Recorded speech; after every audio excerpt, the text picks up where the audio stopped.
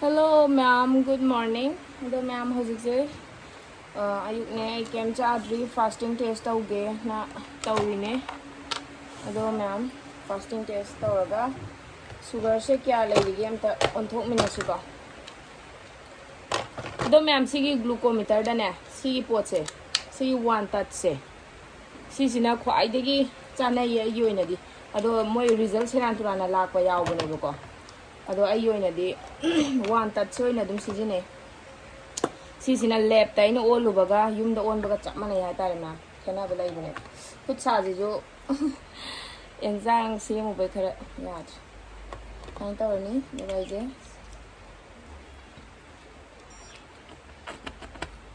sanitizer jam yamdre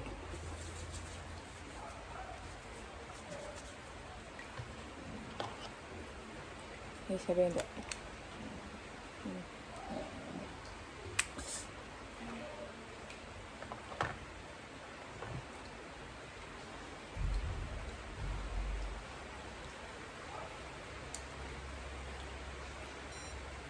267 si 267 ni ko ma'am ay photo ina sulawge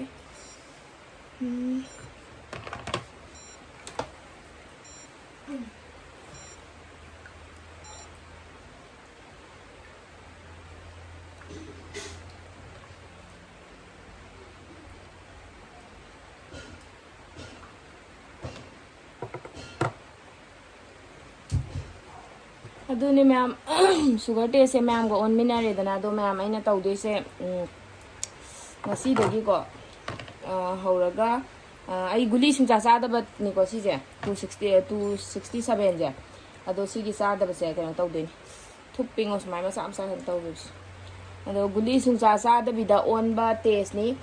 tawba test ni aduna ma'am ai di hande guli je thado khrabani na dum thado ge duga chinjak na dum handa bada ai 5 days kudingi sugar fasting test tawrake ba ko aduga horen chakcha to ga pungani lerga pp test to adunga tawraga ma'am da makha ta na ulake aduga ma'am kaino ga haige si ai gi mithi water ni dana ko ai gi mathangi da aina uchage ba ko ngasi di ai karim cha di karim thaktrui ba aduga sigi mithi water je thaaga sugar on ga do haidi sugar fasting on ba matam da dum ising thakpadi yae ba kashun kai de ba do mithi water ai ji isam sam ba po ni dana ado sigi mithi water je thakchalaga fasting test tawbuda sugar han thai ko si je do ma'am dai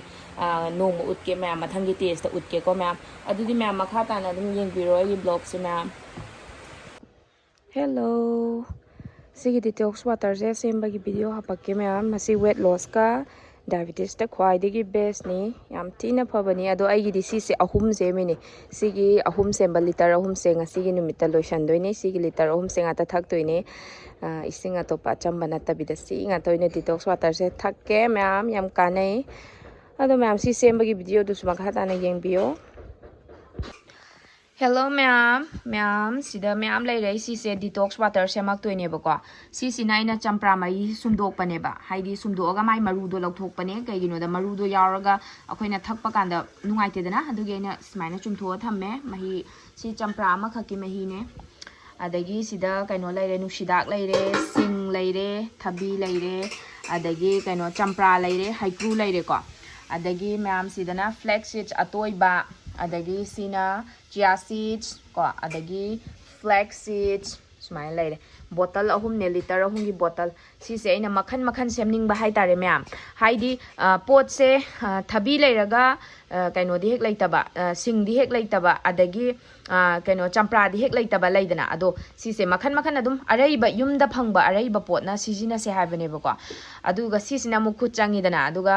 aina sidang aduga akoina samna haga somdi thabak yam chinbi ba adai semba gumba talle haraga su chia seeds ki adum chia seeds ki dang thakpa yai adai flax seeds ki dang thakpa yai smain thakpa ai judum thaeba ko haidi sigi pochai sing se laitaba bazar ka ba pharak ta ba dum ba myam da sigi flax seeds water dang na tra chia seeds water dang smaina dum sijine hai tare ado myam sigi kana ba myam ja haira age ko ado myam ahan ba gi oina weight loss ki ko weight loss ka diabetes ki oi ba yam pha ba ina dum sijina ba amakhak semake ba ado sigi thabi se amatang da loi hapna ba nate ko ai gi liter ahum gi po ne do thabi se smaina yam chawraga su ne koina bottle da chaloi kholoi hai targa su dum kaino tawba yai ko chana tangkhai gumba adaidi natraga smaina makak smaina ka asu khol su dum yare ado koina channa ba hai tare do smaina ꯍꯥꯞꯆꯜꯂꯒꯦꯀꯣ ꯍꯥꯞꯆꯜꯂꯅꯤ ꯁꯤ weight ꯂꯣꯁꯀ ꯗꯥꯏꯕꯤꯇꯤꯁꯀꯤꯅꯤꯀꯣ number 1 ꯑꯩꯅ ꯁꯦꯝꯃꯤꯁꯦ ꯑꯗꯨꯒ weight loss ꯗꯥꯏꯕꯤꯇꯤꯁꯇꯪꯒꯤ ꯋꯥꯁꯨ ꯅꯠꯇꯦꯗ ꯃꯌꯥꯝ ꯏꯁꯥꯗ ꯂꯩꯕ ꯂꯩꯅꯥ ꯑꯇꯩ ꯑꯇꯣꯞꯄ ꯂꯣꯏ ꯐꯕꯅꯦ ꯑꯗꯨꯒ ꯗꯥꯏꯕꯤꯇꯤꯁ ꯅꯥꯕ ꯍꯥꯏꯕꯁꯦ ꯏꯁꯥꯗꯀꯣ ꯑꯩ ꯆꯈꯥꯎ ꯁꯣꯛꯏ ꯑꯗꯩ ꯀꯤꯗꯅꯤꯗ ꯕꯦꯔꯥ ꯀꯥꯔꯛꯏ ꯁꯨꯝꯕ ꯃꯌꯥꯝ ꯑꯃ ꯇꯧꯔꯤꯅꯦꯕ ꯑꯗꯨꯗꯨꯅꯅꯦ ꯃꯌꯥꯝ ꯑꯗꯨꯝ ꯁꯤꯖꯤꯟꯅꯕ ꯌꯥꯔꯦ ꯂꯩꯅꯥ ꯁꯨꯡꯂꯩ ꯂꯩꯇ꯭ꯔꯁꯨ ꯂꯥꯛꯇꯅꯕ ꯍꯥꯏꯇꯥꯔꯦ ꯆꯦꯛꯁꯤꯟ ꯊꯧꯔꯥꯡꯗꯣ ꯂꯧꯕꯤꯌꯣꯕꯀꯣ ꯑꯗꯨꯒ ꯁꯤ ꯁꯤꯡ ꯈꯔ ꯍꯥꯞꯄꯅꯤ ꯁꯤꯡꯁꯦ ꯋꯦꯠ ꯂꯣꯁꯇ ꯑꯁꯨꯛꯀꯤ ꯃꯇꯤꯛ ꯀꯥꯟꯅꯩꯀꯣ ꯃꯌꯥꯝ ꯁꯨꯃꯥꯏꯅ ꯍꯥꯞꯆꯜꯂꯦ ꯁꯤꯡꯁꯦ ꯈꯔ ꯌꯥꯝ ꯍꯥꯞꯀꯦ ꯌꯥꯝ ꯁꯤꯡꯁꯦ ꯌꯥꯝ ꯑꯣꯕꯁꯦꯁ ꯑꯣꯏꯖꯔꯦ ꯑꯗꯨꯒ ꯍꯩꯀ꯭ꯔꯨꯁꯦ ꯑꯩꯗꯤ ꯆꯥꯁꯨ ꯆꯥꯏꯗꯅ ꯑꯗꯨꯒ ꯇꯤꯡꯕꯗ ꯍꯥꯞꯄꯝꯕꯗꯣ ꯑꯗꯣ ꯃꯍꯥꯎꯁꯨ ꯍꯦꯟꯒꯠꯂꯦꯕꯀꯣ ꯑꯗ ꯍꯩꯀ꯭ꯔꯨꯁꯦ ꯑꯃ ꯍꯥꯞꯄꯅꯤ ꯁꯨꯃꯥꯏꯅ ꯈꯔ ꯌꯥꯝꯅ ꯍꯥꯞꯆꯜꯂꯅꯤ ꯑꯗꯒꯤ ꯍꯩꯀ꯭ꯔꯨꯁꯦ ꯁꯤꯗ ꯂꯣꯏ ꯍꯥꯞꯈ꯭ꯔꯒꯦ ꯑꯗꯨꯒ ꯁꯤꯒꯤ ꯀꯩꯅꯣꯁꯦ ꯅꯨꯡꯁꯤꯗꯥꯛꯁꯦ ꯈꯔ ꯈꯥꯛꯀꯦ ꯅꯨꯡꯁꯤꯗꯥꯛ ꯈꯔ ꯑꯃ ꯁꯨꯃꯥꯏꯅ ꯍꯥꯞꯆꯟꯕꯤꯔꯅꯤꯀꯣ ꯁꯤ ꯅꯝꯕꯔ 1 ꯋꯦꯠ ꯂꯣꯁꯀꯤ ꯈ꯭ꯋꯥꯏꯗꯒꯤ ꯅꯨꯡꯉꯥꯏꯕ ꯑꯗꯣ ꯁꯤꯁꯦ ꯃꯌꯥꯝ ꯄꯤꯛꯊꯅ ꯏꯁꯤꯡ ꯌꯥꯁꯟꯒꯗꯣꯏꯅꯤꯀꯣ ꯂꯤꯇꯔ ꯑꯃ ꯑꯗꯣ ꯑꯩ ꯑꯇꯩ ꯑꯇꯣꯞꯄꯁꯦ ꯍꯥꯟꯅ ꯁꯦꯝꯕ ꯂꯣꯏꯈꯤꯒꯦ ꯑꯗꯨꯒ ꯑꯩꯈꯣꯏꯒꯤ ꯅꯦꯛꯁꯇ ꯆꯤꯌꯥ ꯁꯤड्ꯁꯀ ꯀꯩꯅꯣꯒ ꯁꯤꯒꯤ ꯂꯦꯃꯟꯒꯗꯪꯀꯣ ꯁꯤ ꯁꯦꯝꯕꯩꯁꯦ ꯑꯩꯒꯤꯁꯦ ꯑꯣ ꯃꯌꯥꯝ ꯑꯩꯒꯤꯁꯤ ꯑꯍꯥꯟꯕꯩꯁꯦ ꯂꯦꯃꯟ ꯍꯥꯞꯄ ꯀꯧꯔꯝꯃꯤꯅꯦꯍꯦ ꯑꯩꯕꯨ ꯋꯥ ꯉꯥꯡꯕꯗ ꯁꯨꯃꯥꯏꯅ ꯁꯤ ꯃꯔꯨꯅꯤꯀꯣ ꯆꯝꯄ꯭ꯔꯥꯁꯦ ꯃꯔꯨꯅꯤ ꯆꯝꯄ꯭ꯔꯥ ꯍꯥꯞꯇꯕ ꯁꯨꯡꯌꯥ ꯌꯥꯗꯦ ꯇꯣ ꯁꯨꯃꯥꯏꯅ ꯍꯥꯞꯄꯕꯅꯤ ꯁꯤ ꯏꯁꯤꯡ ꯄꯤꯛꯊꯅ ꯌꯥꯁꯟꯗꯣꯏꯅꯤ ꯑꯗꯒꯤ ꯅꯦꯛꯁꯇ ꯃꯌꯥꯝ ꯀꯩꯅꯣ ꯆꯤꯌꯥ ꯁꯤꯗꯀꯤ ꯑꯃꯨꯛ ꯁꯦꯝꯃꯒꯦ ꯁꯨꯃꯥꯏꯅ ꯑꯩꯈꯣꯏꯅ ꯆꯤꯌꯥ ꯁꯤꯗꯁꯦ ꯆꯤꯌꯥ ꯁꯤꯗꯁꯦ ꯆꯥꯃꯁ ꯑꯃ ꯏꯁꯤꯡ ꯂꯤꯇꯔ ꯑꯃꯗ ꯑꯗꯣ ꯂꯩꯇꯕ ꯀꯥꯟꯗ ꯀꯩꯝ ꯍꯥꯞꯇ꯭ꯔꯁꯨ ꯊꯛꯄ ꯌꯥꯏꯕꯀꯣ ꯑꯗꯣ ꯂꯩꯔꯕꯅꯤꯅ ꯍꯦꯟꯅ ꯀꯥꯟꯅꯅꯕ ꯊꯕꯛꯇꯨꯅꯦꯕ ꯑꯩꯅ ꯇꯧꯔꯛꯏꯁꯦ ꯆꯤꯌꯥ ꯁꯤꯗꯁ ꯋꯥꯇꯔ ꯆꯤꯌꯥ ꯁꯤꯗꯇꯪ ꯑꯣꯏꯔꯒ ꯑꯇꯩ ꯑꯇꯣꯞꯄ ꯀꯩꯝ ꯍꯥꯞꯇꯕꯤꯗ ꯊꯛꯑꯁꯨ ꯌꯥꯏꯕ ꯑꯗꯨꯏꯁꯨ ꯉꯁꯤꯗꯤ ꯑꯩꯅ ꯕꯖꯥꯔꯒ ꯀꯥꯗꯅ ꯁꯨꯃꯥꯏꯅ ꯆꯝꯄ꯭ꯔꯥ ꯀꯩꯀꯥ ꯃꯌꯥꯝ ꯂꯩꯔꯨꯔꯦ ꯑꯗꯨꯗꯨꯅ ꯑꯩ ꯉꯁꯤꯗꯤ ꯁꯦꯝꯃꯒꯦ ꯑꯩꯅ ꯆꯝꯄ꯭ꯔꯥ ꯍꯥꯞꯄꯅꯤ ꯑꯗꯩ ꯑꯗꯨꯝ ꯁꯤꯡ ꯂꯩꯔꯁꯨ ꯑꯗꯨꯝ ꯍꯥꯞꯆꯟꯕ ꯌꯥꯏ ꯃꯤꯟꯠ ꯂꯩꯔꯁꯨ ꯑꯗꯨꯝ ꯍꯥꯞꯆꯟꯕ ꯌꯥꯏ ꯑꯗꯨ ꯁꯨꯡꯂꯩ ꯂꯩꯇ꯭ꯔꯒꯅ ꯆꯝꯄ꯭ꯔꯥꯒ ꯀꯩꯅꯣꯒ ꯆꯤꯌꯥ ꯁꯤꯗꯁ ꯈꯇꯪ ꯇꯧꯔꯁꯨ ꯌꯥꯏꯀꯣ ꯃꯌꯥꯝ ꯑꯗꯨꯒ ꯆꯝꯄ꯭ꯔꯥꯁꯤꯃꯗꯤ ꯇꯁꯦꯡꯅ ꯋꯦꯠ ꯂꯣꯁ ꯇꯧꯅꯤꯡ ꯇꯥꯔꯒꯗꯤ ꯁꯤꯃꯗꯤ ꯁꯨꯡꯁꯣꯏ ꯁꯣꯏꯕꯤꯔꯅꯨ ꯑꯗꯨꯒ ꯁꯤ ꯄꯣꯠꯁꯤꯃ ꯂꯩꯔꯅꯤ ꯃꯌꯥꯝ ꯑꯩꯀꯣ ꯁꯤꯒꯤ ꯃꯤꯟꯠꯁꯦ ꯑꯩꯁꯦ ꯌꯥꯝꯖꯗ꯭ꯔꯦ ꯁꯨꯃꯥꯏꯅ ꯇꯧꯔꯒ ꯑꯗꯣ ꯑꯌꯨꯛꯇꯅꯦ ꯀꯩꯅꯣ ꯇꯧꯕꯅꯦꯕ ꯆꯤꯌꯥ ꯁꯤꯗꯁꯦ ꯅꯞꯁꯟꯕꯅꯦꯕ ꯈꯔ ꯃꯥꯒꯤ ꯄꯣꯠꯁꯤꯡꯁꯤꯗ ꯑꯗꯨ ꯅꯤꯈꯥꯏꯔꯒ ꯑꯗꯨꯝ ꯅꯞꯄ ꯈꯔꯅ ꯑꯗꯨꯝ ꯅꯞꯐꯧꯔꯦꯗꯅꯀꯣ ꯑꯗꯨ ꯌꯥꯔꯒꯗꯤ ꯅꯤꯛꯑꯅꯤ ꯑꯗꯨꯝ ꯊꯛꯑꯣ ꯑꯗꯨꯒ ꯑꯀꯣꯟꯕꯩꯁꯤꯅꯅꯦ ꯃꯌꯥꯝ ꯁꯤꯅ ꯐ꯭ꯂꯦꯛꯁꯤꯠꯁꯤꯁꯨꯅꯦ ꯀꯔꯤꯝ ꯍꯥꯞꯇꯕꯤꯗꯅꯦ ꯑꯗꯨꯝ ꯊꯛꯄ ꯌꯥꯏꯑꯕ ꯑꯩ ꯅꯨꯡꯇꯤꯒꯤ ꯊꯛꯑꯦꯕ ꯑꯩ ꯕ꯭ꯂꯣꯛꯇꯁꯨ ꯍꯥꯟꯅꯩ ꯕ꯭ꯂꯣꯛꯇꯁꯨ ꯌꯥꯎꯕꯅꯦꯕꯀꯣ ꯁꯨꯃꯥꯏꯅ ꯆꯥꯃꯁ ꯑꯃ ꯁꯤꯁꯨ ꯍꯥꯞꯄꯤꯔꯅꯤꯀꯣ ꯍꯥꯞꯄꯕ ꯃꯇꯨꯡꯗ ꯑꯩꯈꯣꯏꯒꯤ ꯊꯕꯤꯁꯦ ꯑꯩ ꯊꯕꯤꯁꯦ ꯈꯤꯇꯪ ꯌꯥꯝꯈ꯭ꯔꯦ ꯃꯌꯥꯝ ꯑꯗꯣ ꯑꯗꯨꯝ ꯊꯕꯤꯁꯦ ꯌꯥꯝꯃꯦꯅ ꯀꯩꯅꯣ ꯀꯥꯟꯅꯗꯕ ꯂꯩꯇꯦꯀꯣ ꯑꯗꯨꯝ ꯂꯣꯏ ꯍꯥꯞꯆꯟꯕ ꯌꯥꯏ ꯑꯗꯣ ꯑꯩꯅ ꯑꯗꯨꯝ ꯆꯥꯡ ꯑꯝꯗ ꯍꯥꯞꯄꯅꯤ ꯊꯕꯤ ꯌꯥꯝ ꯍꯥꯞꯄꯦꯅ ꯃꯥꯡꯖꯕ ꯂꯩꯇꯦꯀꯣ ꯑꯗꯣ ꯁꯨꯃꯥꯏꯅ ꯊꯕꯤꯁꯦ ꯍꯥꯞꯄꯤꯔꯣ ꯑꯗꯨꯒ ꯑꯩꯅ ꯊꯕꯤꯁꯦ ꯁꯤ ꯈꯔ ꯊꯕꯤ ꯑꯆꯧꯕ ꯑꯣꯏꯕꯩꯅꯦꯕ ꯑꯩꯅ ꯇꯪꯈꯥꯏ ꯈꯥꯏꯗꯠꯂꯤꯁꯦ ꯕꯣꯇꯜꯁꯤꯗ ꯆꯟꯗ꯭ꯔꯕ ꯍꯥꯏꯇꯥꯔꯦ ꯃꯈꯨꯟꯁꯤꯗ ꯁꯨꯃꯥꯏꯅ ꯍꯥꯞꯆꯟꯕꯤꯔꯅꯤ ꯑꯗꯨꯒ ꯑꯗꯨꯝ ꯁꯤꯡ ꯈꯤꯇꯪ ꯂꯩꯕꯁꯤꯁꯨ ꯍꯥꯞꯆꯟꯕꯤꯔꯅꯤ ꯑꯗꯒꯤ ꯆꯝꯄ꯭ꯔꯥꯁꯤꯁꯨ ꯍꯥꯞꯆꯟꯕꯤꯔꯅꯤ ꯃꯌꯥꯝ ꯑꯗꯨꯒ ꯁꯤꯁꯦ ꯑꯗꯨꯝ ꯑꯌꯨꯛꯇꯣ ꯐꯖꯅ ꯊꯛꯄꯤꯕ ꯌꯥꯔꯦ ꯁꯤꯁꯦ ꯏꯁꯤꯡ ꯂꯣꯏꯅ ꯐꯨꯜꯗ ꯍꯥꯞꯈꯤꯗꯣꯏꯅꯦꯕꯀꯣ ꯃꯌꯥꯝ ꯁꯤ ꯑꯍꯨꯝꯗꯨꯅꯦꯕ ꯑꯩꯒꯤ ꯑꯗꯣ ꯁꯤꯒꯤ ꯀꯩꯅꯣꯁꯦ ꯑꯩ ꯃꯌꯥꯝꯗ ꯉꯁꯤꯗꯤ ꯈꯔ ꯁꯟꯗꯣꯛꯅ ꯍꯥꯏꯖꯒꯦꯕ ꯃꯌꯥꯝꯗ ꯁꯤꯒꯤ ꯆꯤꯌꯥ ꯁꯤꯗꯁꯦ ꯁꯤꯁꯦ ꯑꯩꯈꯣꯏꯅ ꯅꯣꯡꯃꯗ ꯆꯥꯃꯁ 2 ꯆꯥꯒꯦꯔꯥ 3 ꯆꯥꯒꯦꯔꯥ ꯑꯗꯨꯝ ꯌꯥꯏꯑꯕ ꯆꯤꯌꯥ ꯄꯨꯗꯤꯡ ꯀꯥꯏꯅ ꯂꯩꯀꯣ ꯃꯌꯥꯝ ꯑꯗꯨꯒꯩꯗꯣ ꯑꯩ ꯑꯗꯨꯝ ꯃꯊꯪ ꯁꯦꯝꯃꯛꯀꯦꯕ ꯑꯗꯨꯅ ꯁꯨꯝꯕ ꯆꯤꯌꯥ ꯄꯨꯗꯤꯡꯒ ꯍꯥꯏꯕꯁꯦ ꯑꯩꯅ ꯃꯃꯥꯡꯒꯤ ꯕ꯭ꯂꯣꯛꯇꯀꯣ ꯉꯔꯥꯡꯒꯤ ꯕ꯭ꯂꯣꯛꯇ ꯑꯩꯅ ꯀꯩꯅꯣ ꯇꯧꯕꯅꯦꯕ ꯕ꯭ꯔꯦꯛꯐꯥꯁꯇ ꯁꯤꯒꯤ ꯐ꯭ꯂꯦꯛ ꯁꯤꯗꯁꯀꯤ ꯀꯩꯅꯣꯁꯦ ꯄꯥꯎꯗꯔꯁꯦ ꯁꯤꯁꯦ ꯍꯥꯞꯄ ꯆꯥꯕꯅꯦ ꯑꯗꯣ ꯐ꯭ꯂꯦꯛ ꯁꯤꯗꯁꯀꯤ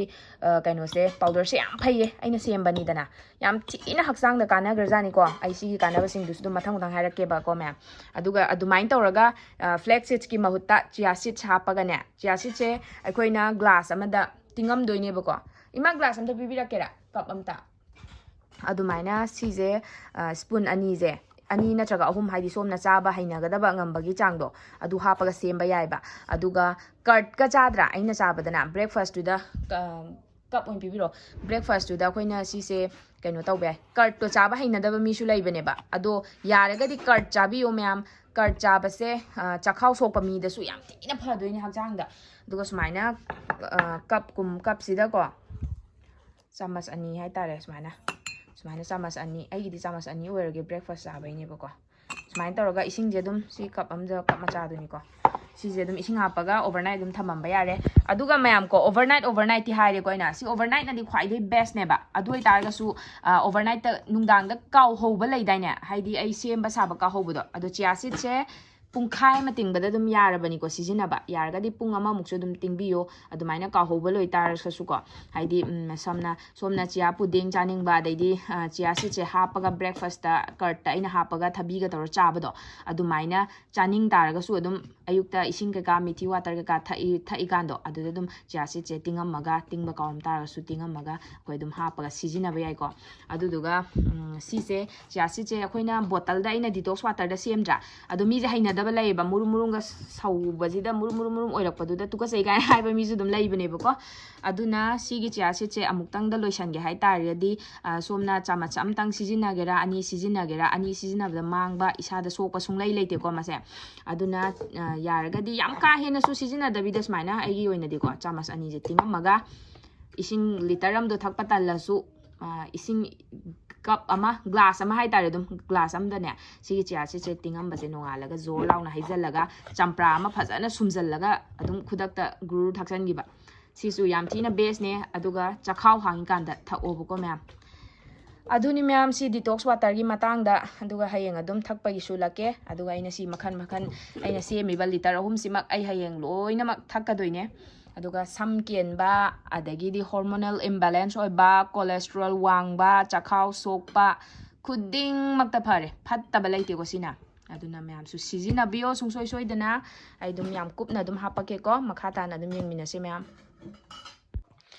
ꯑꯩꯁꯨꯅꯦ ꯋꯥꯁꯦ ꯅꯟ ꯁ꯭ꯇꯣꯞꯇ ꯉꯥꯡꯕꯗ ꯀꯥꯎꯔꯦ ꯑꯗꯨꯅꯦ ꯑꯗꯣ ꯁꯤꯒꯤ ꯆꯝꯄ꯭ꯔꯥ ꯃꯍꯤ ꯉꯁꯥꯏ ꯁꯨꯝꯗꯣꯛꯑ ꯊꯝꯕꯁꯦ ꯂꯣꯏ ꯑꯍꯨꯝꯃꯛꯇ ꯍꯥꯞꯄ ꯌꯥꯏꯀꯣ ꯑꯗꯣ ꯑꯩꯒꯤ ꯑꯍꯨꯝꯃꯛꯇ ꯈꯔ ꯑꯗꯨꯝ ꯍꯥꯞꯄꯒꯦ ꯆꯝꯄ꯭ꯔꯥ ꯃꯍꯤꯁꯤꯗꯤ ꯕꯦꯁꯅꯤꯍꯦ ꯑꯩꯅ ꯍꯥꯏꯗ꯭ꯔꯁꯨ ꯈꯪꯉꯝꯃꯅꯤ ꯅꯥꯀꯟꯗ ꯑꯩꯈꯣꯏ ꯃꯥꯁꯨ ꯀꯟꯅ ꯏꯔꯣꯜꯂꯤ ꯋꯦꯠ ꯑꯝꯇ ꯑꯣꯟꯒꯦ ꯀꯨꯏꯔꯦ ꯑꯣꯟꯗꯕꯁꯨ ꯍꯟꯗꯛꯇꯤ ꯒꯦꯟꯁꯨ ꯇꯧꯈꯠꯂꯕꯅꯤ ꯑꯩꯒꯤ ꯚꯤꯗꯤꯑꯣꯁꯦ ꯏꯊꯟꯗ ꯅꯝꯖꯩꯕꯅꯤ ꯅꯝꯕꯤꯅꯕ ꯂꯩꯇꯦ 55.6 ꯐꯖꯩ 52ꯗꯒꯤ ꯑꯃꯨꯛ ꯁꯤꯁꯦ ꯒꯦꯟ ꯇꯧꯈꯠꯂꯤꯅꯤꯀꯣ ꯃꯌꯥꯝ ꯑꯗꯨꯕꯨ ꯑꯩ ꯉꯁꯤ ꯑꯩꯅ ꯍꯧꯖꯤꯛ ꯑꯣꯜꯂꯤꯕ ꯋꯦꯠꯁꯦ ꯃꯌꯥꯝ ꯀꯩꯅꯣꯅꯦ ꯑꯩꯗꯣ detox water 1 ꯂꯤꯇꯔ ꯂꯣꯏꯔꯦ ꯃꯤꯊꯤ water ꯊꯛꯑꯦ ꯑꯗꯨꯃꯥꯏꯅ ꯈꯔ ꯊꯛꯆꯟꯈ꯭ꯔꯦꯕ ꯑꯗꯨꯒꯅꯦ ꯃꯌꯥꯝ ꯋꯦꯠ ꯑꯣꯟꯕꯁꯦ ꯀꯩꯅꯣ ꯇꯧꯕꯤꯌꯣꯕ ꯀꯩꯝꯇ ꯆꯥꯗ꯭ꯔꯤ ꯊꯛꯇ꯭ꯔꯤꯀꯥꯟꯗ ꯑꯗꯩꯗꯤ ꯀꯩꯅꯣ ꯑꯩꯈꯣꯏ ꯐꯖꯅ ꯈꯣꯡꯒ ꯍꯥꯝꯗꯣꯛꯎꯔꯒꯀꯣ ꯋꯥꯁꯔꯨꯝꯒ ꯐꯖꯅ ꯆꯪꯉꯒ ꯑꯩꯈꯣꯏꯒꯤ ꯂꯣꯏꯔꯕ ꯃꯇꯨꯡꯗ ꯑꯣꯟꯕꯤꯌꯣꯕ ꯀꯩ ꯄꯨꯛ ꯍꯥꯡꯉꯤꯀꯥꯟꯗꯀꯣ ꯑꯗꯨꯗꯨꯅ ꯋꯦꯠꯇꯣ ꯆꯞ ꯆꯥꯕꯗꯣ ꯈꯪꯗꯣꯏꯅꯤ ꯏꯁꯥꯒꯤ ꯕꯣꯗꯤ ꯋꯦꯠꯁꯦ ꯑꯗꯨꯒ ꯀꯩꯅꯣ ꯇꯧꯋꯦꯕ ꯍꯥꯏꯗꯤ ꯆꯥꯁꯜꯂꯒ ꯏꯁꯤꯡ ꯂꯤꯇꯔ ꯑꯃꯒ ꯊꯛꯆꯟꯕꯗꯣ ꯑꯗꯨꯗꯣ ꯑꯗꯨꯝ ꯌꯥꯝ ꯊꯤꯅ ꯈꯦꯠꯅꯔꯛꯑꯦ ꯑꯩ ꯃꯈꯜꯁꯦ ꯇꯧꯔ ꯌꯦꯡꯉꯝꯅꯦꯕ ꯑꯗꯣ ꯃꯌꯥꯝ ꯃꯈꯥ ꯇꯥꯅ ꯑꯗꯨꯝ ꯌꯦꯡꯕꯤꯌꯣ ꯑꯗꯣ ꯑꯩ ꯁꯤꯁꯦ ꯋꯦꯠꯁꯦ ꯑꯃꯨꯛ 10 ꯗꯦꯖꯃꯨꯛ ꯂꯩꯔꯒ ꯑꯃꯨꯛ ꯑꯣꯜꯂꯛꯀꯦꯀꯣ ꯃꯌꯥꯝ ꯍꯟꯊꯍꯜꯂꯝꯒꯦ ꯁꯣꯏꯗꯅ ꯃꯌꯥꯝ ꯑꯩꯒꯤ ꯕ꯭ꯔꯦꯛꯐꯥꯁ ꯁꯦꯝꯒꯦꯀꯣ ꯑꯗꯨꯒ ꯁꯤ ꯀꯔꯠꯁꯦ ꯑꯩꯅ ꯁꯦꯝꯕꯅꯦꯕ ꯀꯔꯠ ꯁꯦꯝꯕꯒꯤ ꯚꯤꯗꯤꯑꯣꯁꯦ ꯍꯥꯞꯀꯦ ꯇꯧꯕꯅꯦꯕꯀꯣ ꯑꯗ ꯑꯩꯒꯤ ꯍꯥꯟꯅꯒꯤ ꯀꯔꯠ ꯂꯩꯖꯕꯒꯤ ꯁꯦꯝꯕ ꯂꯩꯈꯤꯕꯒꯤ ꯑꯩ ꯚꯤꯗꯤꯑꯣꯗꯣ ꯅꯝꯍꯧꯗ꯭ꯔꯦꯕ ꯁꯦꯝꯕꯒꯤ ꯑꯗꯣ ꯃꯊꯪ ꯁꯤ ꯀꯔꯠꯁꯦ ꯂꯣꯏꯔꯀꯥꯟꯗ ꯁꯦꯝꯃꯀꯥꯟꯗ ꯑꯣꯏꯅ ꯅꯝꯃꯛꯀꯦꯕ ꯑꯗꯣ ꯃꯣꯏꯒꯤ ꯁꯤꯁꯦ 1 ꯂꯤꯇꯔꯒꯤꯅꯦ ꯑꯝꯇ ꯁꯤꯖꯤꯟꯅꯗ꯭ꯔꯤ ꯇꯣ ꯐꯖꯗ꯭ꯔꯥ ꯅꯪ ꯂꯥꯎꯔꯒ ꯇꯣ ꯐꯖꯕꯅꯦ ꯁꯦꯝꯃꯤꯁꯦ ꯁꯤꯁꯦ ꯑꯃꯨꯜ ꯇꯥꯖꯥꯗꯣ ꯑꯃ ꯇꯣꯟ ꯃꯤꯜꯛꯇꯣ ꯑꯗꯨꯗꯨꯅ ꯁꯦꯝꯕꯅꯦꯕꯀꯣ ꯃꯌꯥꯝ ꯑꯗꯨꯗꯨꯒ ꯁꯤꯒꯤ ꯄꯣꯠꯁꯦ ꯑꯃꯨꯜ ꯇꯣꯟ ꯃꯤꯜꯛꯇꯨꯅ ꯁꯦꯝꯃꯗꯤꯅꯦ ꯅꯪ ꯂꯥꯎꯅ ꯇꯥꯏ ꯑꯗꯨꯒ ꯑꯗꯣ ꯃꯌꯥꯝ ꯁꯪꯒꯣꯝꯗꯣ ꯃꯣꯏ ꯌꯣꯟꯕ ꯂꯥꯛꯄꯗꯣ ꯑꯗꯨꯅ ꯁꯦꯝꯕꯗꯨꯗꯤ ꯏꯁꯤꯡ ꯉꯥꯛꯇ ꯉꯥꯏꯕ ꯑꯗꯣ ꯇꯣꯟ ꯃꯤꯜꯛꯁꯤꯅꯅꯦ ꯑꯃꯨꯜꯒꯤ ꯇꯥꯖꯥꯗꯣ ꯑꯗꯨꯅ ꯁꯦꯝꯕꯗꯤ ꯇꯣ ꯅꯪ ꯂꯥꯎꯔ ꯏꯁꯤꯡ ꯑꯝꯇ ꯌꯥꯎꯗ꯭ꯔꯤꯁꯤ ꯎꯕ꯭ꯔꯥ ꯑꯗꯨꯗꯨꯒ ꯀꯩꯅꯣꯗꯣ ꯑꯩꯈꯣꯏꯅ ꯗꯥꯏꯔꯤꯗꯒꯤꯒꯨꯝꯕ ꯂꯧꯕꯗꯣ ꯑꯗꯨꯕꯨꯗꯤ ꯌꯥꯝ ꯐꯩꯌꯦꯕ ꯑꯗꯣ ꯑꯗꯨꯅꯤ ꯃꯌꯥꯝ ꯑꯗꯣ ꯑꯩꯅ ꯁꯦꯝꯕꯩꯗꯣ ꯃꯊꯪꯒꯤ ꯚꯤꯗꯤꯑꯣꯗ ꯍꯥꯏꯗꯤ ꯁꯤ ꯂꯣꯏꯈ꯭ꯔꯕ ꯃꯇꯨꯡꯗꯣ ꯑꯩꯅ ꯍꯥꯞꯄꯛꯑꯒꯦ ꯑꯗꯣ ꯑꯩ ꯍꯧꯖꯤꯛ ꯊꯕꯤ ꯈꯔ ꯈꯥꯏꯔ ꯊꯝꯃꯦ ꯊꯕꯤꯁꯦ ꯍꯣꯡꯁꯨ ꯍꯣꯡꯉꯦ ꯋꯦꯠ ꯂꯣꯁꯇꯁꯨ ꯗꯥꯏꯕꯤꯇꯤꯁꯇꯁꯨ ꯑꯁꯨꯛꯀꯤ ꯃꯇꯤꯛ ꯐꯔꯦ ꯊꯕꯤꯁꯦ ꯑꯗꯣ ꯍꯧꯖꯤꯛꯀꯥꯟꯗꯤ ꯌꯥꯝ ꯍꯣꯡꯉꯦꯕ ꯊꯕꯤ ꯑꯗꯨꯅ ꯑꯩꯗꯤ ꯊꯕꯤꯁꯨ ꯌꯥꯝ ꯄꯥꯝꯃꯦ ꯑꯗꯣ ꯊꯕꯤꯗ ꯑꯗꯨꯝ ꯇꯥꯏꯅꯔꯦ ꯑꯗꯣ ꯁꯤ ꯈꯔ ꯍꯥꯞꯄꯅꯤ ꯑꯩꯅ ꯇꯧꯗꯣꯏꯁꯦ ꯑꯩꯅ ꯉꯝꯒꯗꯕꯩ ꯆꯥꯡꯗꯣ ꯑꯗꯨꯝ ꯆꯥꯕ ꯌꯥꯏꯀꯣ ꯀꯔꯠ ꯆꯥꯕꯁꯦ ꯁꯤ ꯑꯣꯏꯗꯤ ꯌꯦꯡꯉꯨ ꯊꯕꯤꯁꯤꯒ ꯁꯤꯒ ꯆꯥꯕꯗ ꯆꯈꯥꯎ ꯁꯣꯛꯄꯁꯨ ꯐꯔꯅꯤ ꯋꯦꯠ ꯂꯣꯁꯁꯨ ꯇꯧꯅꯤ ꯗꯥꯏꯕꯤꯇꯤꯁꯇꯁꯨ ꯑꯩꯈꯣꯏ ꯁꯨꯒꯔ ꯀꯟꯇ꯭ꯔꯣꯜ ꯂꯥꯛꯄꯗ ꯃꯇꯦꯡ ꯄꯥꯡꯉꯦꯕ ꯑꯗꯣ puks yam thale chia seeds ka si chaba kamai ne yone lunch to dum khara thengna doi de dum chaba ngamme ba aduga green tea gumba natraga kaino black coffee yam pana chini yawda bida gumba admai thakpiro aduga tai topa dum changang thakke su yai ko dum koi ginger gumba dum sema si je chia seed to ma'am cup amada ne aina si je spoon ani khak tingam bane ba adu smai nang law na toroga ma'am pop tho mi subra si se ha pa cha tho da bane ai chia seed ki kana ma'am lai ma'am protein de kai de ma'am yaure ko aduna ai si se loi hejal la yare adu ga ne hejal lani maning da khar pa aura adu smai na maning da lemo bo kholo bo je dum lang thu roi ai si napsara sana horen ising da dum champra sumjalaga ne si che ising khara ha pa gong thammani dana do nungdin talak kumbado horen lunch kumba loir kan da champra sumjalaga si jiga dum ising glass amda ko phajan tawra thaktok yare juice semaga adugi oina thammage ja si che si se sumaina to khai biro aduga dum charo puksu yam thalani hakang du sumyam pharani kanaba myam yaurabani myam adum aina hydrosu adum ko kaino da changaga adum yengbiro chia seeds ki kanaba adu ada do card ki kanaba adum yengbiro aduga si cha thoni do myam yam kana hawbadi yawde ba ko ai dum sengna haige ba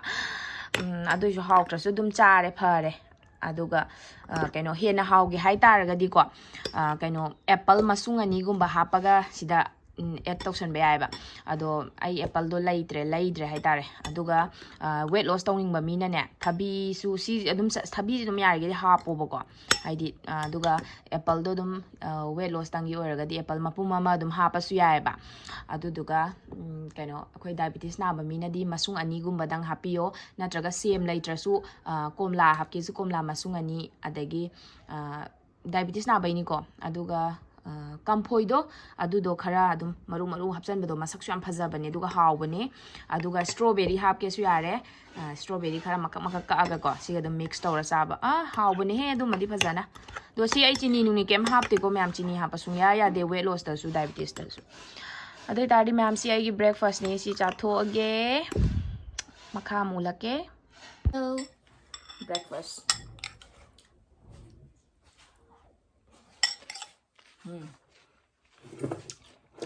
khasille apple gumba hapade dum kitang magi thumdi tawba taste to la eba ko do ina apple do masung ani khak cha ba do khangde yam pin de dana adu ge dum patlaga su mangi ko cha bina blai tana adu ge ni apple di sung lai bo lai de da mayam ado marak ta lai ra kan dum sem ba ge hapake hain ta ra cha thok piro aduga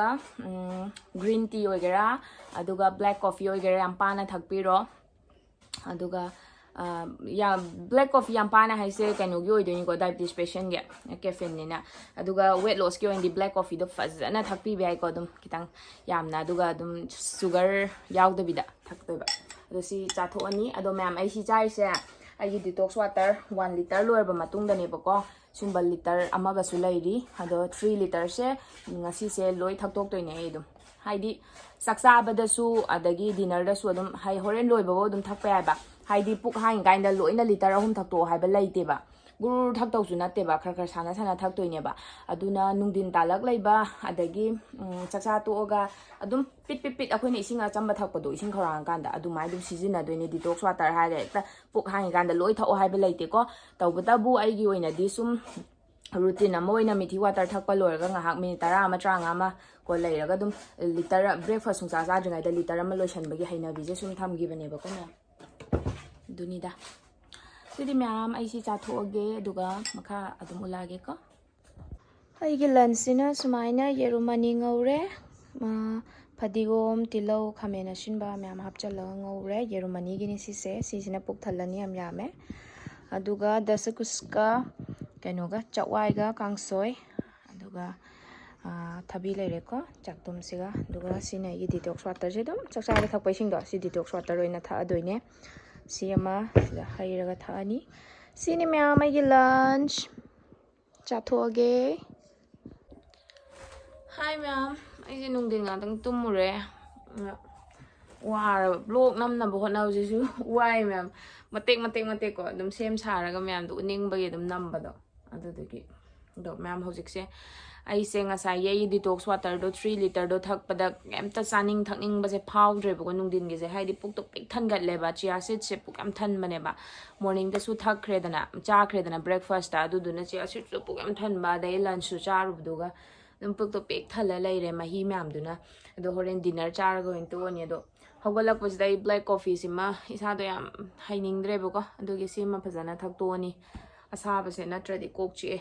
ꯑꯗꯣ ꯑꯩꯒꯤꯗꯤ sugar ꯄꯦꯁꯦꯟꯅꯤꯅ ꯗꯥꯏꯕꯦꯇꯤꯁꯅꯤꯅ ꯀꯩꯅꯣꯁꯤꯗꯤ black ꯀꯣꯐꯤꯁꯦ ꯆꯤꯅꯤꯁꯨ ꯌꯥꯎꯗꯦ ꯑꯗꯨꯒ ꯌꯥꯝ ꯆꯝꯅ ꯊꯛꯑꯦꯕꯀꯣ ꯈꯔ ꯄꯥꯅ ꯊꯛꯑꯦ ꯇꯥꯔꯦ ꯌꯥꯝ ꯊꯥꯅ ꯅꯠꯇꯦꯀꯣ ꯁꯤ ꯃꯌꯥꯝ ꯑꯗꯨꯒ ꯋꯦꯠ ꯂꯣꯁꯅꯕꯨꯗꯤ ꯑꯗꯨꯝ ꯐꯖꯅ ꯕ꯭ꯂꯦꯛ ꯀꯣꯐꯤꯁꯦ ꯁꯤꯖꯤꯟꯅꯕꯗ ꯑꯗꯨꯝ ꯋꯦꯠ ꯂꯣꯁꯇ ꯌꯥꯝ ꯀꯥꯟꯅꯕꯅꯦꯕ ꯑꯗꯣ ꯑꯗꯨꯝ ꯅꯣꯡꯃꯒꯤ ꯑꯗꯨꯒ ꯑꯩꯗꯤ ꯗꯥꯏꯕꯦꯇꯤꯁ ꯄꯦꯁꯦꯟꯅꯤꯅ ꯋꯦꯠ ꯂꯣꯁꯅꯗꯤ ꯑꯗꯨꯝ ꯅꯣꯡꯃꯗ ꯑꯅꯤꯔꯛ ꯑꯍꯨꯝꯂꯛ ꯑꯗꯨꯝ ꯊꯛꯅꯕꯅꯦꯕꯀꯣ ꯑꯗꯨꯒ ꯑꯩꯅ ꯑꯃꯨꯛ ꯗꯥꯏꯕꯦꯇꯤꯁ ꯄꯦꯁꯦꯟꯒꯤ ꯑꯣꯏꯅꯗꯤ ꯀꯦꯐꯤꯟꯁꯦ ꯀꯌꯥ ꯀꯩꯅꯣ ꯇꯧꯗꯦ ꯑꯗꯨꯕꯨ ꯕ꯭ꯂꯦꯛ ꯀꯣꯐꯤ ꯑꯃ ꯅꯣꯡꯃꯒꯤ ꯑꯗꯨꯝ ꯏꯁꯥꯒꯤ ꯄꯥꯝꯖꯕꯒꯤ ꯑꯣꯏꯅ ꯈꯔ ꯄꯥꯅ ꯇꯧꯔꯒ ꯑꯃꯗꯤ ꯑꯗꯨꯝ ꯊꯛꯄ ꯌꯥꯏ ꯃꯌꯥꯝ ꯑꯗꯨꯒ ꯑꯩꯗꯣ ꯆꯥ ꯁꯪꯒꯣꯝ ꯆꯥꯗꯣ ꯑꯗꯨꯒꯤ ꯄꯨꯔꯥ ꯑꯦꯗꯤꯛꯅꯦꯕ ꯑꯩꯗꯤ ꯆꯥꯁꯦ ꯉꯥꯎꯋꯦꯕ ꯆꯥ ꯊꯛꯇꯕꯗ ꯀꯣꯛ ꯆꯤꯛꯄꯤ ꯈꯣꯠꯄꯤ ꯌꯥꯝ ꯇꯧꯋꯦꯕ ꯑꯗꯨꯁꯨ ꯁꯪꯒꯣꯝ ꯄꯥꯎꯗꯔꯅ ꯂꯣꯟꯕꯗꯣ ꯑꯗꯨꯒ ꯆꯤꯅꯤ ꯍꯥꯞꯄꯒꯕꯨꯗꯤ ꯊꯛꯄ ꯅꯠꯇꯦꯕꯀꯣ ꯑꯗꯣ ꯁꯟ ꯁꯪꯒꯣꯝꯅ ꯇꯣꯟ ꯃꯤꯜꯛꯅ ꯑꯗꯩ ꯁ꯭ꯀꯤꯝ ꯃꯤꯜꯛꯅꯒꯨꯝꯕ ꯂꯣꯟꯕ ꯆꯥꯁꯤꯅ ꯌꯥꯝ ꯍꯥꯎꯇꯦꯕ ꯍꯥꯏꯗꯤ ꯀꯩꯅꯣꯁꯤꯅ ꯑꯩꯈꯣꯏ ꯁꯪꯒꯣꯝ ꯄꯥꯎꯗꯔ ꯂꯩꯕꯁꯤꯅ ꯈꯤꯇꯪꯗꯁꯨ ꯊꯨꯝꯃꯤꯗꯅ ꯍꯥꯏꯗꯤ ꯆꯤꯅꯤ ꯁꯨꯡꯌꯥꯎ ꯌꯥꯎꯗ꯭ꯔꯒꯁꯨ ꯑꯗꯨꯒ ꯁ꯭ꯀꯤꯝ ꯃꯤꯜꯛ ꯑꯗꯩ ꯁꯪꯒꯣꯝ ꯁꯟ ꯁꯪꯒꯣꯝ ꯑꯗꯨꯒ ꯇꯣꯟ ꯃꯤꯜꯛꯅ ꯂꯣꯟꯕꯁꯤꯅ ꯌꯥꯝ ꯍꯥꯎꯇꯦꯕ ꯈꯪꯗꯦ ꯆꯥꯗꯣ ꯑꯁ ꯊꯛꯄꯕꯨꯗꯤ ꯌꯥꯎꯋꯦ ꯑꯗꯣ ꯑꯩ ꯂꯣꯟꯕꯒꯤ ꯃꯑꯣꯡꯗꯣ ꯎꯠꯂꯛꯀꯦꯕꯀꯣ ꯑꯗꯣ ꯑꯩ ꯕꯤꯠ ꯂꯩꯇꯗꯅ ꯊꯛꯇ꯭ꯔꯦ ꯑꯗꯣ ꯃꯌꯥꯝ ꯀꯣꯛ ꯆꯤꯛꯂꯤ ꯇꯧꯋꯦ ꯑꯗꯨꯗꯨꯅ ꯑꯩꯁꯤ ꯀꯣꯐꯤ ꯑꯁꯥꯕꯁꯤꯅ ꯑꯣꯏꯅ ꯃꯍꯨꯠ ꯁꯤꯟꯗꯣꯏꯅꯦꯕ ꯑꯗꯣ ꯑꯗꯨꯝ ꯃꯌꯥꯝ ꯑꯗꯨꯝ ꯀꯩꯅꯣ ꯇꯧꯕꯤꯌꯣ ꯅꯨꯡꯊꯤꯟ ꯇꯥꯂꯛꯇꯣ ꯑꯩꯗꯕꯨ ꯁꯨꯝ ꯆꯥꯒꯤꯗꯕꯒꯤ ꯍꯩꯅꯔꯕꯅꯦꯕ ꯍꯥꯏꯗꯤ ꯂꯟꯆ ꯗꯤꯅꯔꯗ ꯑꯣꯏꯅ ꯐꯖꯅ ꯑꯩꯒꯤ ꯗꯔꯀꯥꯔ ꯑꯣꯏꯕꯗꯣ ꯆꯥꯕ ꯍꯥꯏꯇꯥꯔꯦ ꯑꯗꯨꯗꯨꯒ ꯃꯌꯥꯝ ꯀꯩꯅꯣ ꯀꯩ ꯍꯥꯏꯇꯥꯔꯦ ꯁꯨꯡꯆꯥ ꯆꯥꯗꯅ ꯑꯩ ꯍꯥꯏꯗꯤ ꯆꯔꯥ ꯄꯪꯍꯦꯟ ꯍꯦꯜꯂꯒ ꯑꯩꯉꯣꯟꯗ ꯀꯥꯟꯅꯒꯗꯕ ꯄꯣꯠꯇꯣ ꯆꯥꯗꯕꯤꯗ ꯁꯨꯃꯥꯏꯅ ꯍꯧꯒꯠꯂꯛꯄ ꯀꯥꯟꯗ ꯆꯥꯉꯧꯗꯣ ꯆꯤꯅꯤꯒ ꯐꯖꯅ ꯍꯥꯞꯄꯒ ꯑꯗꯩ ꯕꯤꯁꯀꯤꯠꯀ ꯇꯧꯔꯒ ꯆꯥꯕꯗꯣ ꯑꯗꯨ ꯐꯠꯇꯦꯀꯣ ꯍꯥꯏꯗꯤ ꯑꯩꯁꯦ ꯑꯌꯨꯛꯇꯒꯤꯗꯤ ꯀꯩꯝ ꯆꯥꯗꯕꯤꯗ ꯑꯩꯁꯦ ꯏꯌꯥꯡ ꯀꯪꯗꯅꯤꯡꯉꯤꯅꯦꯅ ꯆꯥꯔꯣꯏꯗꯣꯏꯅꯦꯕ ꯑꯐꯕ ꯄꯣꯠ ꯃꯌꯥꯝꯗꯣ ꯑꯗꯨꯗꯨꯒ ꯀꯩꯅꯣ ꯆꯔꯥꯁꯦ ꯍꯦꯟꯖꯗꯣꯏꯅꯦ ꯑꯗꯨꯒ ꯅꯨꯡꯊꯤꯟ ꯇꯥꯜꯂꯛꯇ ꯑꯩ ꯆꯥ ꯈꯤꯇꯪ ꯂꯥꯝꯃꯛꯑꯦ ꯍꯥꯏꯔꯒ ꯑꯗꯨꯃꯥꯏꯅ ꯆꯥ ꯁꯪꯒꯣꯝ ꯆꯤꯅꯤ ꯌꯥꯎꯕꯒ ꯕꯤꯁꯀꯤꯠ ꯑꯣꯏꯔꯣ ꯑꯇꯣꯞꯄ ꯀꯩꯅꯣ ꯕꯦꯀꯔꯤꯒꯤ ꯄꯣꯠ ꯃꯌꯥꯝ ꯂꯩꯗꯅ ꯑꯗꯒꯤ ꯃꯄꯥꯟꯒꯤ ꯄꯣꯠ ꯐꯥꯁ ꯐꯨꯗꯀꯤ ꯄꯣꯠꯒꯨꯝꯕ ꯆꯥꯁꯟꯕꯗꯣ ꯑꯗꯨ ꯋꯦꯠ ꯂꯣꯁꯇ ꯌꯥꯝ ꯐꯠꯇꯦꯀꯣ ꯗꯥꯏꯕꯦꯇꯤꯁꯇꯁꯨ ꯌꯥꯝ ꯐꯠꯇꯦ ꯑꯗꯨꯝꯕꯗꯣ ꯇꯧꯕꯤꯒꯅꯣ ꯃꯌꯥꯝ ꯌꯥꯔꯒꯗꯤ ꯑꯩꯅ ꯆꯥꯕꯗꯣ ꯑꯗꯨꯝ ꯇꯁꯦꯡꯅ ꯐꯣꯂꯣ ꯇꯧꯕ ꯑꯣꯏꯇꯥꯔꯒꯗꯤ ꯋꯦꯠ ꯂꯣꯁꯁꯨ ꯐꯖꯅ ꯇꯧꯅꯤ ꯑꯗꯨꯒ ꯀꯩꯅꯣꯁꯨ ꯗꯥꯏꯕꯦꯇꯤꯁꯁꯨ ꯅꯣꯔꯃꯦꯜ ꯂꯥꯛꯀꯅꯤꯕ ꯑꯩꯁꯦ ꯑꯗꯨꯒ ꯉꯁꯤꯁꯦ ꯈꯔꯁꯨ ꯊꯋꯥꯏ ꯅꯨꯡꯉꯥꯏꯇꯦ ꯐꯖꯅ ꯏꯁꯇ꯭ꯔꯤꯛ ꯗꯥꯏꯠꯁꯦ ꯇꯧꯋꯦ ꯑꯩꯗꯣ ꯁꯨꯒꯔ ꯌꯥꯝ ꯋꯥꯡꯉꯝꯃꯦꯗꯅꯀꯣ ꯑꯃꯨꯛ ꯑꯗꯨꯗꯣ ꯑꯩꯒꯤꯕꯨꯗꯤ ꯒꯨꯂꯤ ꯆꯥꯗꯕꯤꯗ ꯇꯧꯔꯤꯅꯦꯕ ꯃꯌꯥꯝ ꯑꯗꯣ ꯀꯩꯅꯣ ꯁꯤꯗ ꯗꯥꯏꯕꯦꯇꯤꯁ ꯄꯦꯁꯦꯟ ꯌꯥꯎ ꯇꯥꯔꯒꯗꯤ ꯑꯗꯨꯝ ꯒꯨꯂꯤ ꯆꯥꯕ ꯑꯣꯏꯇꯥꯔꯒꯗꯤꯅꯦ ꯑꯗꯨꯝ ꯆꯥꯕꯤꯌꯣꯕꯀꯣ ꯒꯨꯂꯤꯗꯣ ꯑꯗꯨꯗꯨꯒ ꯑꯩꯒꯤꯁꯤꯃꯛ ꯐꯣꯂꯣ ꯇꯧ ꯇꯥꯔꯒꯗꯤ ꯑꯝꯇꯪ ꯇꯦꯁꯇꯤ ꯇꯧꯊꯣꯛꯄꯤꯌꯣ ꯂꯦꯞꯇ ꯆꯠꯀꯦꯔꯥ ꯅꯠꯇ꯭ꯔꯒ ꯀꯩꯅꯣ ꯌꯨꯝꯗ ꯑꯗꯨꯝ ꯇꯧꯒꯦꯔꯥ ꯑꯗꯨꯃꯗꯤ ꯁꯨꯡꯁꯣꯏ ꯁꯣꯏꯗꯅ ꯇꯦꯁꯇꯤ ꯇꯧꯊꯣꯛꯄꯤꯌꯣ ꯍꯥꯏꯗꯤ 5 days ꯅꯠꯇ꯭ꯔꯁꯨ 10 daysꯀꯨꯝꯕ ꯂꯩꯔꯒꯀꯣ ꯑꯗꯨꯗ ꯁꯨꯒꯔ ꯁꯣꯏꯗꯅ ꯍꯟꯊꯔꯝꯅꯤ ꯑꯗꯨꯒ ꯋꯦꯠ ꯂꯣꯁ ꯇꯧꯅꯤꯡꯕꯁꯤꯡꯁꯨ ꯁꯨꯡꯁꯣꯏ ꯁꯣꯏꯗꯅ ꯑꯗꯨꯝ ꯋꯦꯠ ꯂꯣꯁꯀꯤꯗꯤ ꯉꯥꯏ ꯂꯩꯇ ꯋꯦꯠꯀꯨꯝꯕ ꯑꯣꯟꯕ ꯑꯗꯨꯝꯕ ꯇꯧꯕꯤꯅꯣ ꯍꯥꯏꯗꯤ ꯊꯥ ꯑꯃ ꯄꯨꯔꯥ ꯐꯥꯔꯀꯥꯟꯗ ꯑꯃꯨꯛ ꯋꯦꯠ ꯑꯣꯟꯁꯦꯕ ꯑꯩꯒꯤꯁꯨ ꯉꯁꯤꯁꯦ ꯋꯦꯠ ꯀꯩꯅꯣ ꯂꯩꯕꯅꯦ 55 ꯍꯦꯟꯅ ꯂꯩꯔꯝꯃꯦꯕꯀꯣ 52ꯗꯩ ꯑꯃꯨꯛ ꯍꯦꯟꯒꯠꯂꯤꯅꯦꯕ ꯑꯍꯥꯟꯕꯗ 62 ꯂꯩꯔꯝꯃꯒ ꯑꯗꯨꯗꯒꯤ ꯑꯩꯅ ꯗꯥꯏꯠ ꯇꯧꯔꯨꯔꯒ 52ꯗ ꯂꯩꯔꯝꯕꯗꯣ ꯍꯟꯗꯛ ꯑꯃꯨꯛ ꯁꯦꯔꯥꯟ ꯇꯨꯔꯥꯟ ꯄꯪꯆꯥ ꯆꯥꯁꯜꯂꯦ ꯍꯥꯏꯕꯗꯣ ꯑꯗꯨꯗꯅꯦꯕ ꯁꯨꯒꯔꯁꯨ ꯋꯦꯠꯁꯨ ꯍꯦꯟꯒꯠꯂꯝꯃꯤꯁꯦ ꯑꯁꯤ ꯍꯧꯖꯤꯛ ꯌꯥꯝ ꯈꯣꯡꯕꯅꯦ ꯑꯗꯨꯒꯅꯦ ꯑꯗꯨꯅ ꯃꯌꯥꯝ ꯀꯩꯅꯣ ꯇꯧꯁꯦꯕ ꯊꯥ ꯑꯃ ꯋꯦꯠꯀꯤ ꯑꯣꯏꯅꯗꯤ ꯊꯥ ꯑꯃ ꯂꯩꯔꯒꯒꯨꯝꯕ ꯑꯣꯏꯅ ꯑꯣꯜꯂꯛꯀꯦ ꯍꯥꯏꯇꯥꯔꯦ ꯃꯌꯥꯝ ꯍꯥꯏꯗꯤ ꯉꯥꯏꯍꯥꯛ ꯑꯣꯟꯕꯗꯣ ꯍꯟꯊꯔꯝꯗꯗꯤ ꯊꯋꯥꯏ ꯅꯨꯡꯉꯥꯏꯇꯕꯅꯦ ꯑꯗꯣ ꯊꯥ ꯑꯃ ꯐꯥꯔꯀꯥꯟꯗ ꯑꯩꯅ ꯇꯧꯔꯤꯕꯗꯨꯃꯛ ꯇꯧꯕꯤ ꯇꯥꯔꯒꯗꯤ ꯋꯦꯠ ꯂꯣꯁꯇꯣ ꯕꯛ ꯂꯥꯎꯅ ꯑꯗꯨꯝ ꯍꯜꯂꯝꯕꯅꯦ ꯈꯪꯍꯧꯗꯕꯅꯦ ꯍꯥꯏꯗꯤ KG 3ꯗ ꯑꯣꯏꯔꯁꯨ 4ꯗ ꯑꯣꯏꯔꯁꯨ 5ꯗ ꯑꯣꯏꯔꯁꯨ ꯍꯟꯕ ꯌꯥꯎꯕꯅꯦꯕ ꯑꯗꯨꯒ ꯀꯩ ꯍꯥꯏꯇꯥꯔꯦ ꯋꯦꯠ ꯁ꯭ꯇꯛ ꯇꯧꯕ ꯃꯤꯁꯨ ꯂꯩꯀꯣ ꯁꯤ ꯐꯅꯌꯥꯝ ꯁꯤ ꯁꯤꯖꯤꯟꯅ ꯇꯥꯔꯒꯁꯨ ꯌꯥꯗꯕ ꯌꯥꯎꯕꯅꯦ ꯍꯥꯏꯗꯤ ꯑꯩꯁꯦ ꯀꯩꯝꯇꯗꯤ ꯆꯥꯖꯗꯦ ꯑꯗꯨꯝ ꯅꯪꯒꯤꯁꯦ ꯐꯣꯂꯣ ꯇꯧꯔꯤꯅꯤ ꯑꯗꯨꯒ ꯋꯦꯠꯁꯦ ꯍꯟꯊꯕ ꯌꯥꯗ꯭ꯔꯤꯁꯦ ꯀꯩꯒꯤꯅꯣ ꯀꯥꯏꯅ ꯑꯗꯨꯝꯕ ꯄꯣꯠꯁꯨ ꯑꯗꯨꯝ ꯊꯣꯛꯂꯛꯄ ꯌꯥꯏꯑꯕ ꯃꯤꯒꯤ ꯃꯇꯨꯡ ꯏꯜꯂꯦꯕꯀோ ꯑꯗꯣ ꯑꯗꯨꯁꯤꯡꯗꯨꯁꯨ ꯋꯦꯠ ꯁ꯭ꯇꯛ ꯇꯧꯕꯗ ꯊꯛꯄ ꯌꯥꯕ ꯗꯤꯇꯣꯛꯁ ꯋꯥꯇꯔ ꯑꯗꯩ ꯃꯣꯔꯅꯤꯡꯗ ꯁꯤꯖꯤꯟꯅꯕ ꯌꯥꯕ ꯑꯩ ꯁꯦꯝꯃꯛꯀꯦꯕ ꯃꯍꯤ ꯑꯗꯨꯝ ꯑꯗꯣ ꯃꯌꯥꯝ ꯀꯩꯅꯣ ꯇꯧꯁꯦ ꯑꯗꯨꯃꯥꯏꯅ ꯑꯗꯨꯝ ꯑꯩꯒ ꯆꯠꯃꯤꯟꯅꯁꯦꯕ ꯄꯨꯟꯅ ꯑꯗꯨꯒ ꯑꯩꯅ ꯍꯥꯏꯔꯤ ꯉꯥꯡꯉꯤ ꯃꯌꯥꯝꯁꯤꯁꯨ ꯐꯖꯅ ꯂꯣꯏꯅ ꯁ꯭ꯀꯤꯞ ꯇꯧꯗꯅ ꯇꯥꯕꯤꯌꯣꯕ ꯍꯥꯏꯗꯤ ꯃꯇꯦꯛ ꯃꯌꯥꯝ ꯇꯥꯔꯒꯗꯤ ꯒ꯭ꯌꯥꯟ ꯇꯥꯔꯣꯏꯕꯀꯣ ꯑꯗꯨꯗꯨꯅ ꯃꯌꯥꯝ ꯀꯩꯅꯣ ꯇꯧꯁꯦ ꯄꯨꯟꯅ ꯑꯗꯨꯝ ꯆꯠꯃꯤꯟꯅꯁꯦ ꯑꯗꯨꯅꯤ ꯃꯌꯥꯝ ꯑꯩꯅ ꯍꯥꯏꯒꯗꯕꯕꯣ ꯑꯗꯣ ꯍꯣꯔꯦꯟ ꯑꯩ ꯗꯤꯅꯔ ꯆꯥꯕꯒꯤ ꯎꯠꯂꯛꯑꯒ ꯑꯗꯨꯝ ꯌꯦꯡꯃꯤꯟꯅꯔꯁꯤ ꯃꯌꯥꯝ ꯊꯦꯡꯛ ꯌꯨ ꯁꯤꯅ ꯑꯩꯒꯤ ꯑꯔꯣꯏꯕ ꯃꯤꯜꯅꯦ ꯃꯌꯥꯝ ꯗꯤꯅꯔꯅꯦ ꯀꯩꯅꯣ ꯌꯦꯟꯗꯦꯝꯒ ꯆꯋꯥꯏꯒ ꯏꯔꯣꯟꯕꯅꯦ ꯑꯂꯨ ꯍꯥꯞꯇꯦꯀꯣ ꯃꯌꯥꯝ ꯑꯂꯨ ꯑꯉꯥꯡꯕ ꯑꯣꯏꯒꯦꯔꯥ ꯑꯉꯧꯕ ꯑꯣꯏꯒꯦꯔꯥ ꯆꯥꯕꯤꯅꯨ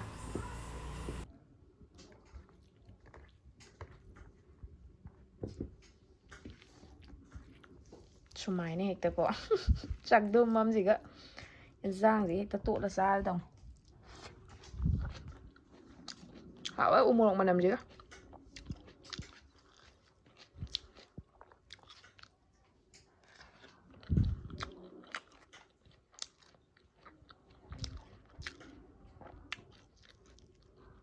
Sini ma'am ay ngasigi ma'am si loi chathok charage ma'am si sumaina chabiyo aduga weight loss su tausi diabetes su control laksi aduga khudakta hekta numit 10 da numit kg 10 loss tauge adudi yaroi ko ma'am sumaina afoba ngata charaga koi punna weight loss su taudoine ma'am